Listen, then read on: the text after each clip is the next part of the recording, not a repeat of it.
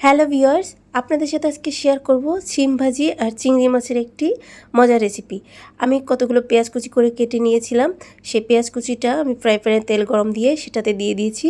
এরপর পেঁয়াজটা হালকা একটু ভেজে নিয়ে আমি চিংড়ি মাছগুলো দিয়েছি এবং সাথে কিছু কাঁচামরিচ দিয়েছি আর হলুদ দিয়েছি। এটা একটু হালকা করে ফ্রাই করে নিয়ে তারপরে দিয়ে দিলাম কুচি কুচি করে কেটে রাখা সিম এবং আমি সাথে ছোট্ট একটি আলু দিয়েছিলাম। এগুলো একসঙ্গে দিয়ে আমি আলতো হাতে ভালো করে চামচ দিয়ে নেড়ে চেড়ে দিচ্ছি। আর যখন আমি মশলাটি কষিয়েছিলাম চিংড়ি মাছের সঙ্গে, তখন আমি লবণ দিয়েছিলাম পরিমাণ মতো। এরপরে হালকা করে একটু নেড়ে চেড়ে কম আঁচে এটাকে মিডিয়াম লো হিটে রাখতে হবে। এরপর ঢাকনা দিয়ে ঢেকে দিব। কয়েক মিনিট পর আমি ঢাকনাটা উঠিয়ে নিচ্ছি।